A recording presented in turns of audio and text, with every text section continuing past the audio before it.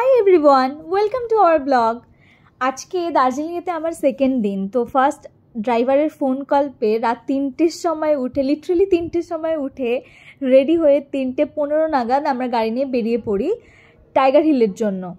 তো বেসিক্যালি দেখার ছিল কাঞ্চনজঙ্ঘা, যেটা আমি অনেক আগে অলরেডি দেখে ফেলেছি, বাট স্টিল এখান থেকে নাকি আরও সুন্দর দেখা যায়। তো সেই জন্যে আমরা বেরিয়ে গেছিলাম কাঞ্চনজঙ্ঘার জন্য। তো যখন আমরা ওখানে গিয়ে পৌঁছাই তো তখন পুরোই রাত, মানে সকাল তো তখন হয়নি। সো টাইগার হিলেতে যখন গিয়ে আমরা পৌঁছাই, গিয়ে দেখি যে লম্বা একটা গাড়ির লাইন।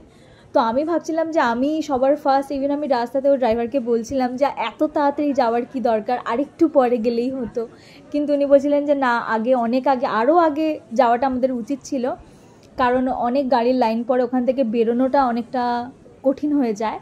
তো সেই জন্য আমরা বেরিয়ে গেছিলাম। তো গিয়ে দেখলাম যে প্রচুর মানুষ অলরেডি আমার আগে। তো আমি ভাবছিলাম যে তারা কখন গিয়ে পৌঁছেছে, এবং ওই দিনটাতে এত ঠান্ডা ছিল ওখানে। আমি double sweater, double jacket, long একটা সোয়েটার পরেও আমার মনে হচ্ছিলো যে না, আমার আরও অনেক কিছু দরকার। তো যাই হোক, আশেপাশের মানুষজনকে দেখলেই বুঝতে পারবেন যে ওই দিনকে এতটাই মেঘ ছিল, এত ক্লাউড চারদিকে, যে আমরা কিছু দেখতে পাইনি। আস্তে আস্তে যত সকাল হচ্ছিল, টাইমটা যত বাড়ছিল, বাট দেখার কোনো চান্স ছিল না।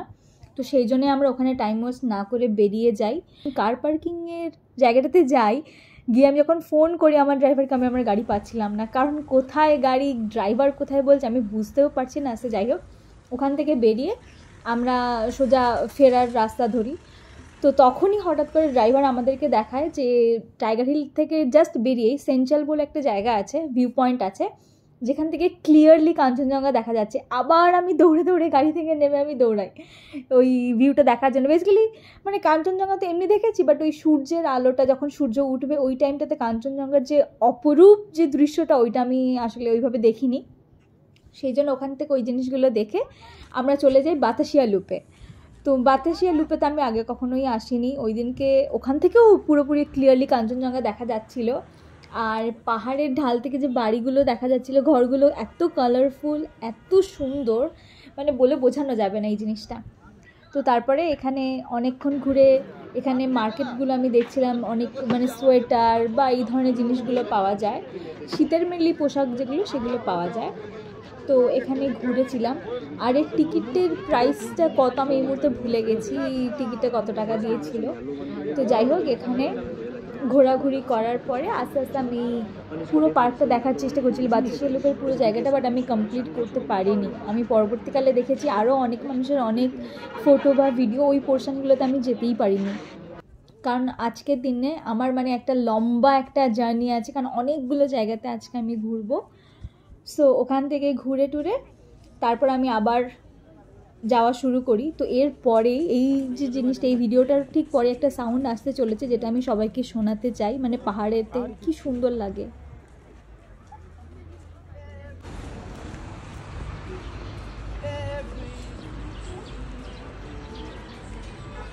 বেসিক্যালি বাতাসিয়া লুপের এইখানটাতে একটা মনেস্ট্রি ছিল, তো ওখান থেকে এই সাউন্ডটা আসছিল।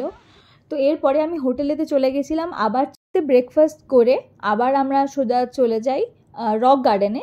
তো রক গার্ডেনটা যদি আমাদের ট্যুরের মধ্যে ছিল না, বাট এক্সট্রা ওনাকে পে করে আমি রক গার্ডেনটাতে যাই, কারণ এই জায়গাটাও খুব সুন্দর। আমাকে অনেকে বলছিল এখানে অনেকটা মানে পাহাড়টা পুরো ঘুরে ঘুরে ঘুরে ঘুরে পুরোটা উপরে ওঠা যায়। তো এখানে ঝর্ণা আছে অনেকগুলো, তো সেইগুলো আমরা দেখে থেকে তারপরে আমি চলে যাই তেঞ্জিং নোরগে মিউজিয়ামেতে, মানে বেসিক্যালি যেটা দার্জিলিং জুয়ের ভেতরে আছে। তেঞ্জিং নোরগে মিউজিয়ামেতে ফটো অ্যালাউ নয়, তো সেই জন্য আমি ওখানকার কোনো ক্লিপ নিতে পারিনি। ওখানে সব কিছু দেখে আমি জুতে চলে যাই, কি কি আছে সেগুলো দেখার জন্য। ফার্স্ট যেটা দেখি সেটা হলো যে চিতা আর লেপার্ড, এটা আমি মনে করতে পারছি না এটাকে চিতা বলে না এটাকে লেপার্ড বলে, আমি ঠিক জানি না। তো যাই হোক, এরপরে ব্ল্যাক প্যান্থার দেখি, তো তারপরে আবার দেখি হোয়াইট টাইগার আমি এমনি কোনো দিন দেখিনি, মানে টিভিতে ছাড়া আমি হোয়াইট টাইগার এইভাবে দেখিনি। তো এইটা দেখার পরে উলফ যেটা, সেটা আমি দেখি। তো আমি যখনই ভিডিও করতে মানে চেষ্টা করছিলাম, সেই চোখটাকেই একটুখানি বন্ধ করে দিয়েছিল। যাই হোক, এরপরে দেখি ভালুক। তারপরে যেটা মেন যেটা ছিল সেটা হলো যে রেড পান্ডা। আমি কোনোদিন জানতাম না যে রেড পান্ডা হয়, মানে ব্ল্যাক অ্যান্ড হোয়াইট যেরকম আমরা দেখেছি সেই রকম জানি, বাট আমি দেখিনি। তো জুটা মোটামুটি ঘোরা কমপ্লিট করে আমি বেরিয়ে যাই, কারণ আমার আরও একটা জায়গাতে যাওয়ার ছিল, মানে লাস্ট যে স্পটটাতে আমার যাওয়ার ছিল সেটা হলো পিস প্যাগোডা। তো রাস্তাতে অনেকটাই জ্যাম পাই। আর আমি আজকে যার সাথে গেছিলাম সেটা সম্পূর্ণ অন্য আরেকটা গাড়ি। আমার 3 দিনেতে 3 জন ড্রাইভার ছিল আলাদা আলাদা। বেসিক্যালি আজকের যে ড্রাইভারটা সে ছিল বেস্ট। তো এনার সাথেই আমি বেসিক্যালি গেছিলাম আর অনেক গল্প করছিলাম এনার সাথে। সো যাই হোক, এরপরে আমি চলে গেছিলাম পিস প্যাগোডাতে। পিস প্যাগোডার ভেতরটা এতটাই সুন্দর, মানে মানে এগুলো বলে বোঝানো যাবে না। এখানকার ভেতরে যে স্মেল একটা হয়, আলাদা একটা ধূপের যে গন্ধ, সেগুলো আমার ভীষণ ভালো লাগে।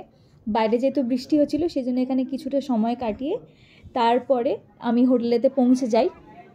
হোটেলেতে পৌঁছে কিছুটা রেস্ট নিয়ে আমি ম্যাল রোডেতে বেরিয়ে আসি। আর হ্যাঁ, আজকে আমি আবার একটা জিনিস যেটা করেছিলাম সেটা হলো যে আমি যে হোটেলেতে স্টে করছিলাম সেই হোটেলেরই আরেকটা হোটেল ছিল, মানে তাদের আরও একটা হোটেল আছে। তো তার একটা রুমের ব্যালকনি আমার এতটাই পছন্দ হয়েছিল যে আমি তাদের কাছে রিকোয়েস্ট করেছিলাম যে আমি সেই হোটেলে শিফট করব, আর একটাই দিনের জন্য আমি শিফট করব। একটা দিনই আমি ওখানে স্টে করতে চাইছিলাম, মানে পরের দিন সকালবেলার ওই ভিউটার জন্যই আমি বেসিক্যালি হোটেলটা নিয়েছিলাম। তো নেক্সট ভিডিওতে আমি সেই ভিউটাকে দেখাবো যে কেন আমি হোটেলটা চেঞ্জ করেছিলাম। তো এরপর ম্যাল রোডেতে গিয়ে আমি একটা চা দোকানেতে ঢুকি, গোল্ডেন টিপসে। তো সেখানে গিয়ে আমি অনেকগুলো চাটা কিনে টেস্ট করে তারপর ওখানে বেরিয়ে যাই। আগের দিনের মতন আজকেও ম্যাল রোডেতে স্ট্রিটেতে প্রোগ্রামগুলো হচ্ছিল। তারপরে ওখানে স্টিম মোমো টোমো খেয়ে আমি আমার হোটেল রুমেতে চলে যাই, কারণ নেক্সট দিনকে আমার লাস্ট দিন ছিল বেসিক্যালি দার্জিলিংয়েতে। ওই দিনকে আমার রাত্রে ট্রেন আছে। তো পরের দিনকে আমি কোথায় কোথায় যাই, কী কী জায়গাতে ঘুরলাম সেগুলো আমি দেখাবো। আর আজকে কোন কোন জায়গাতে গেছিলাম তার যে ক্লিপসগুলো আমি নিয়েছিলাম সেগুলো দিলাম। সো নেক্সট ভিডিওতে দেখা হচ্ছে। Thank you for watching.